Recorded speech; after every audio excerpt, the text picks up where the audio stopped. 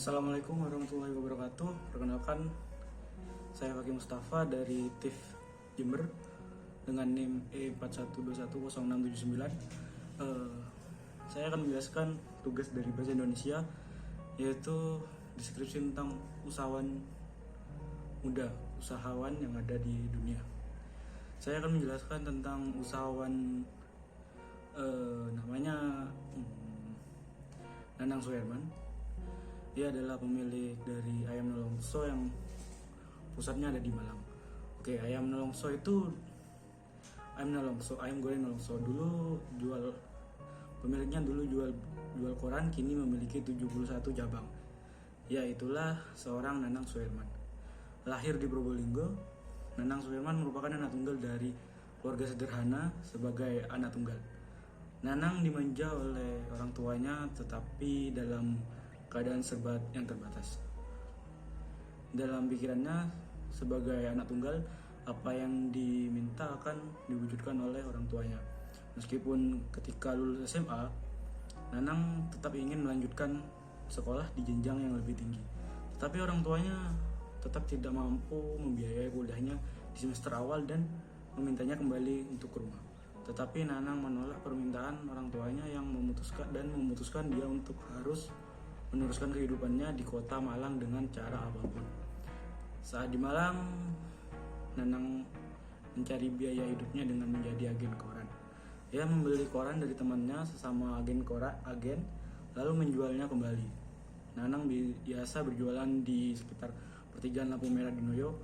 Tidak mudah menjadi agen koran. Ia sering berurusan dengan petugas Satpol PP karena sering mengundang keramaian. Tak lama dari menjadi agen koran, Nanang lebih memilih ikut kerja dengan temannya menjadi sales komputer, yang dimana mindsetnya saat itu yaitu selalu bertumbuh hingga akhirnya ia memiliki toko komputer sendiri dan memenangkan beberapa tender untuk proyek pemerintahan. Terus lalu dengan mindsetnya tadi, toko komputer yang ia bangun pun mulai ditinggalkan dan mencoba bisnis baru, yaitu menjual mobil bekas. Dimulai dari mobil teman dan tetangganya. Lalu merasa tidak puas dengan yang ia jalani, ia memutuskan bekerja untuk menjadi pekerjaan di sebuah bank. Masih merasa tak puas juga, ia menjadi pegawai bank. Merasa yang hanya 1,6 juta itu, ia pun mengundurkan diri dari pekerjaannya. Lalu bekerja untuk pamannya di bidang jual beli barang bekas, yang dimana dia melihat pamannya sangat kaya hingga membuat dia bermimpi untuk menjadi kaya seperti pamannya juga. Cerita singkatnya, Nanang ini pun menikah dengan pujian hatinya yang sangat direstui oleh orang tuanya saat menjalani bisnis barang bekas. Dia beralih ke usaha biji plastik yang membuatnya sangat kaya. Mertuanya pun memberi tambahan modal untuk usahanya sehingga membuatnya nyaman dan terlena dengan mendirikan pabrik biji plastik. Ternyata mendirikan pabrik itu tidak mudah. Dibutuhkan biaya yang besar, menyebabkan pria ambisius ini berani berhutang. Tidak main-main, jumlah hutang mencapai 1,3 M. Bisnis biji plastiknya yang belum maju dan belum menghasilkan banyak omset menyebabkan debt collector bergantian datang untuk menagih hutangnya. Amarah penuh makian serta pukulan dari debt collector kerap diterima oleh Nanang ini. Dengan sisa uang yang tersisa, Mas Nanang mencari tempat usaha disewa untuk usaha tempat tinggal bersama istrinya. Syukur mereka mendapatkan tempat lengkap dengan gerobak dan alat masaknya. Berawal dengan visi besar untuk semua usaha yang dijalankan, Nanang memulai usaha baru lagi, yaitu usaha kuliner bebek goreng bernama Gria Bebek. Pernah beromset 500 perak karena pembeli tega hanya membeli kerupuk di warungnya. Kelalaian merebus bebek hingga 2 jam membuat bebeknya hancur, tetapi pembeli mengatakan itu enak dan lezat, sehingga cara memasak bebek selama 2 jam menjadi SOP mulai diberlakukan dan usaha bebek gorengnya makin laris.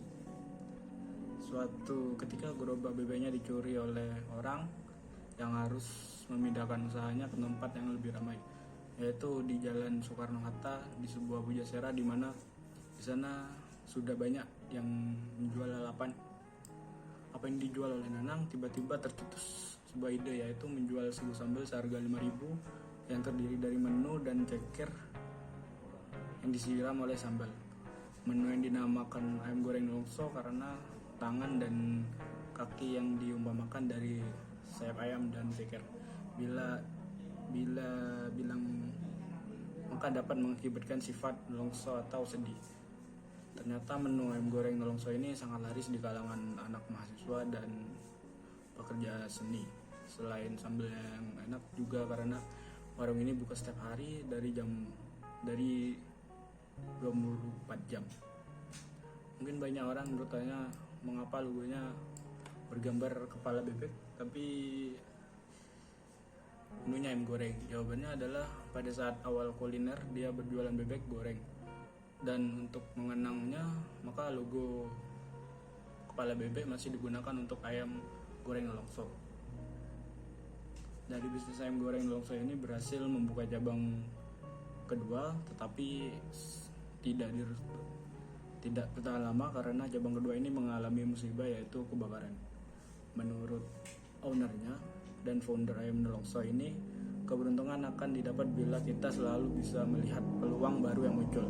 Dari kejadian ini mulai diperbaiki manajemen perusahaan, sumber daya manusia, menu, dan lainnya, sehingga cabang-cabang ayam goreng nelongso mulai berkembang dan bertambah.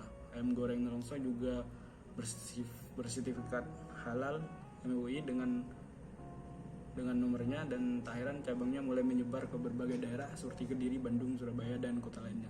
Sekian dari saya. Assalamualaikum warahmatullahi wabarakatuh.